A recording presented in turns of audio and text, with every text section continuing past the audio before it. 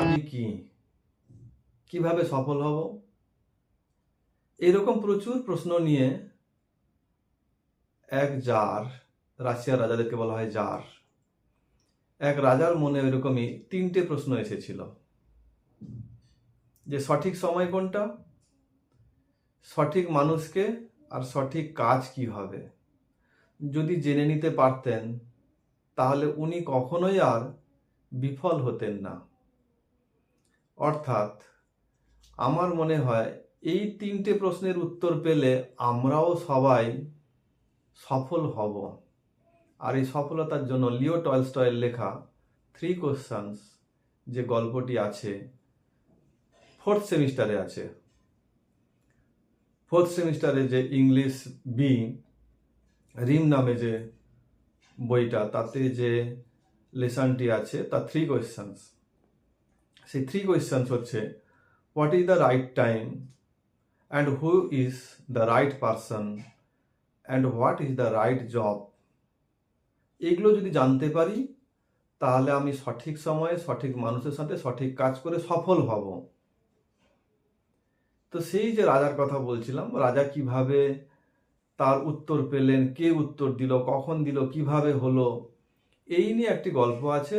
আর সেই গল্প শোনা চলাকালীন আমার মনে হয় উচ্চ মাধ্যমিকের 4th সেমিস্টার, সেখানে আনসারও জানা হয়ে যাবে এবং সেই নিয়ে ছাত্রছাত্রীরা খুবই উপকৃত হবে।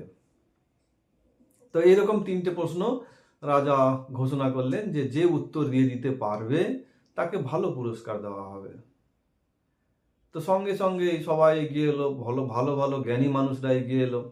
কেউ বলল যে সঠিক সময় দেখার জন্য, সঠিক সময় ঠিক করার জন্য ক্যালেন্ডার ঠিক করতে হবে, আগে থেকে দিনক্ষণ ঠিক করতে হবে। তো সবাই এরকম আনসার দিচ্ছে। আবার কেউ বলছে তাহলে সঠিক সময় বলতে পারে সে তো ম্যাজিশিয়ান বলতে পারে। এক গাদা আনসার, এবং সেই আনসার সবটাই ডিফারেন্ট হয়ে গেল।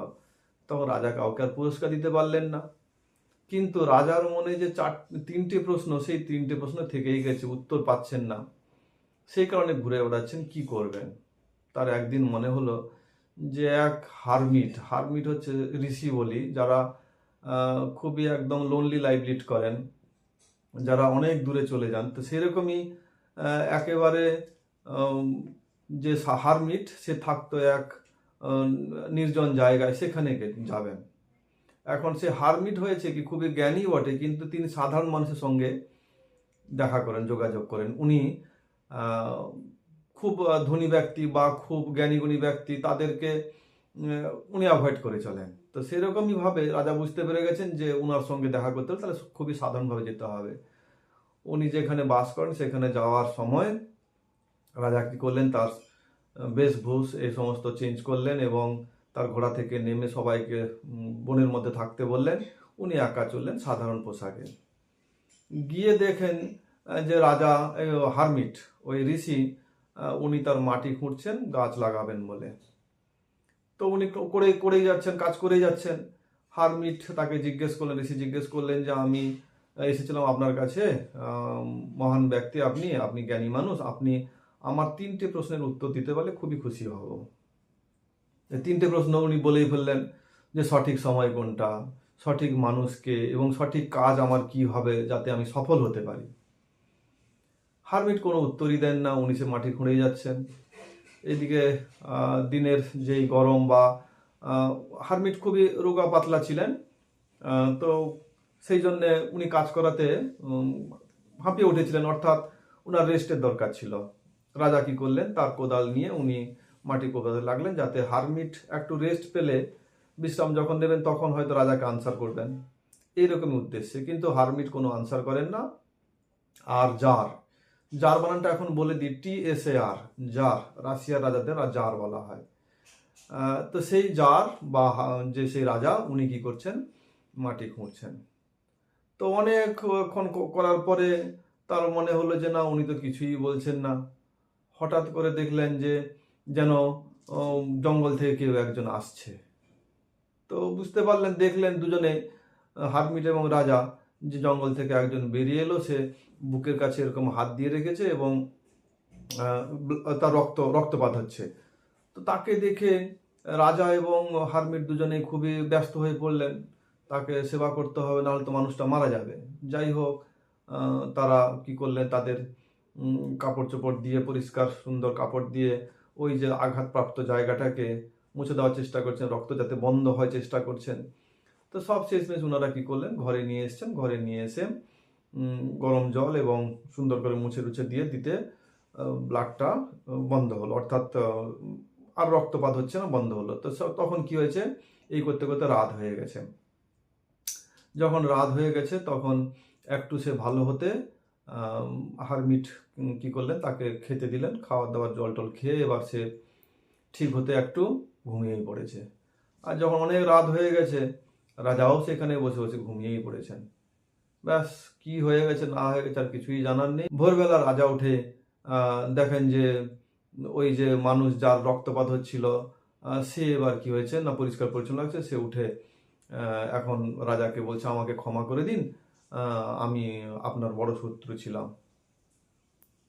তখন রাজা অবাক হয়ে গেছে, বলছে আমি কি ক্ষমা করে দেবো, আবার আমি বা তোমাকে চিনি না, তাহলে তোমাকে চিনি না আমি কিসের ক্ষমা করে দেবো, আর কি তুমি কি দোষ করেছো? তখন সেই লোক বলছে, যে রক্তপাত হচ্ছিল সেই লোক বলছে যে আমি আপনার শত্রু ছিলাম, কারণ আপনি আমার ভাইকে মেরেছেন এবং তার সব সম্পত্তি নিয়ে নিয়েছেন। আমি সেই কারণে আমি আপনার তার প্রতিশোধ নেওয়ার জন্য আমি বেরিয়ে এসেছিলাম। যে আপনি রাজার কাছে, হারমিটের কাছে এসেছিলেন, একা এসেছিলেন আমি জানি, এবং আমি জঙ্গলের মধ্যে লুকিয়েছিলাম। যখন আপনি বেরোবেন তখনই আমি আপনাকে ধরে এবার আমি আপনাকে মেরে ফেলবো। কিন্তু হয়েছে কি, আপনি অনেকক্ষণ আসছেন না দেখে আমি অধৈর্য হয়ে বেরিয়ে এসেছি। কিন্তু আপনার তো দলবল, আপনার যারা রক্ষী তারা তো সব জঙ্গলের মধ্যে ছিল, তারা কি করেছে, বেরিয়ে এসে আমাকে আঘাত করে। আর আঘাত থেকে আমি বাঁচার জন্যে আমি ছুটে চলে আসি। আপনি আমাকে সেবা করে প্রাণ দিয়েছেন, আপনি যদি না প্রাণ দিতেন তাহলে আমি তো মরেই যেতাম। তো সেই কারণে আমি প্রতিজ্ঞা করছি, যদি আপনি আমাকে ক্ষমা করে দেন তাহলে আমি আপনার চিরকৃতজ্ঞ হয়ে থাকব এবং কৃতদাস হয়ে থাকব।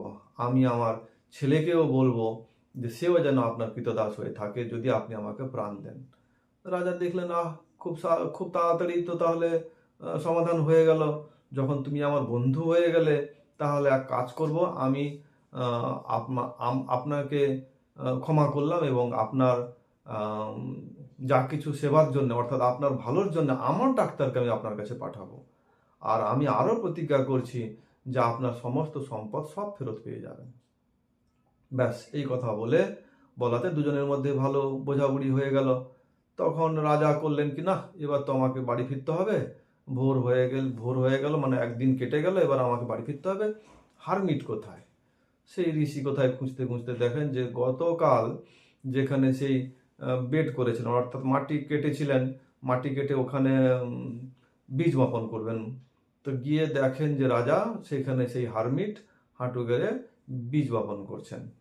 তো চলে যাওয়ার আগে উনি হারমিটকে আবার জিজ্ঞেস করছেন, রাজা দেখুন ঋষিমশাই, আমি তো বেরিয়ে যাব, আমি চলে যাব, কিন্তু যাওয়ার আগে আমি 3টে প্রশ্নের উত্তর আর একবার জিজ্ঞেস করছি, আপনি যদি আমাকে উত্তর দেন। হারমিট ওই রকমই মাটিতে যেরকম বসেছিলেন ওই রকম বসে থেকে তার মুখের দিকে আবার তাকিয়ে শুধু বললেন, আপনি তো উত্তর পেয়ে গেছেন। রাজা তখন অবাক হয়ে, উত্তর পেয়ে গেছি, কিভাবে উত্তর পেলাম, কখন, কিভাবে উত্তর হয়ে গেল? তখন ঋষিমশাই উনাকে বুঝিয়ে বললেন যে দেখুন, সঠিক সময় ছিল গতকাল, আপনি যদি ওই মানুষটাকে না যত্ন নিতেন তাহলে সঠিক মানুষ ওটাই ছিল, এবং সঠিক কাজ ছিল ওর ভালো করা। আপনি যদি ভালো না করতেন সে মারাই যেত, আর সে মারা গেলে কি শত্রুতাই থেকে যেত, কারণ কি তার ছেলে আপনার আবার শত্রু হয়ে যেত। আপনি যদি কালকে আমাকে না সঠিক সময়ে হেল্প করতেন, সেই সময় না থাকতেন, বেরিয়ে যেতেন, তাহলে সঠিক সময় ওটাই, আপনি বেরিয়ে গেলে তো আপনার সঠিক সময়টা পেরিয়ে যেত। আপনি পেরিয়ে গেলে কি হতো, আপনি যেতেন আর সেই যে জঙ্গলে লুকিয়েছিল সে আপনাকে আঘাত করতো, তাহলে তখন আমি আবার সঠিক সময় ছিলাম, আমি সঠিক মানুষ ছিলাম, এবং আপনি যে আমাকে কাজে হেল্প করছেন সেটা সঠিক কাজ ছিল। অর্থাৎ আমাদের জীবনটাই হচ্ছে বর্তমান জীবন, সেই বর্তমান সময়টা হচ্ছে most important time in our life. আর সঠিক মানুষটাকে না, রাইট পারসন হচ্ছে the person whom you are doing work with. আর রাইট টাইম বা কারেক্ট জব কোনটা হবে না, the job which you are doing at the right time with the right person. তো আমি যে প্রথমে জিজ্ঞেস করেছিলাম, let me know the right time for the right person, for the right job to be done, আমি বলেছিলাম। তো তার দেখো সুন্দর উত্তর পেয়ে গেলাম। বর্তমান এবং বর্তমান সময়ে যার সঙ্গে তুমি আছো, যেরকম আমি তোমাদের সঙ্গে এখন কথা বলছি, তোমরাও দেখো গল্পটা সুন্দর জানা হয়ে গেল, তুমি জানলে বলে তোমার শেখা হয়ে গেল, এবং তোমার জীবন অর্থাৎ ভালো করা, আমারও যেরকম তোমার ভালো করা, তোমারও সেরকম ভালো করার এরকম একটা প্রতিজ্ঞা নিতে হবে, তবেই গিয়ে সফলতা। আর সেই ভালো করার জন্যে আমার মনে হয় আজকে এক ভালো প্রসঙ্গ যে তোমাকে মনে রাখতে হবে, এটা বন্ধুদের সঙ্গে শেয়ার করতে হবে, আর লাইক করতে হবে, আর তোমার এই ক্লাসটি কমেন্ট করতে হবে যে তোমার আর কী কী চাই। কারণ কি, ফোর্থ সেমিস্টার যারা দিচ্ছ তাদের খুবই ইম্পর্টেন্ট টাইম হয়ে গেছে, প্রেজেন্ট টাইম, এবং ইম্পর্টেন্ট পার্সন হয়ে গেছো তুমি এবং তোমার সঙ্গে যারা থাকছেন। আর কি না ইম্পর্টেন্ট জব হচ্ছে যে তোমাকে এখন ভালো করে রেজাল্ট করতে হবে। তো ভালো করে রেজাল্ট করার জন্য এই ভিডিওটা বারবার দেখো, এই ক্লাসে থাকো এবং কোয়েশ্চেন আনসার আলোচনা করব। আর কি মনে রাখতে হবে, সাবস্ক্রাইব করতে হবে কলকাতা টিউটোরিয়াল। Thank you.